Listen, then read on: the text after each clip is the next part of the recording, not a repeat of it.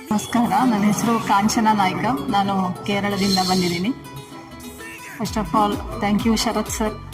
ಏಕೆಂದರೆ MLM multilevel ಮಾರ್ಕೆಟಿಂಗ್ನಲ್ಲಿ ಎಷ್ಟೋ ಲೇಡೀಸ್ ಇದರಲ್ಲಿ ಇಂಪ್ರೂವ್ ಆಗಿದ್ದಾರೆ, ಎಷ್ಟೋ ಇನ್ಕಮ್ ಅರ್ನ್ ಮಾಡ್ತಾರೆ.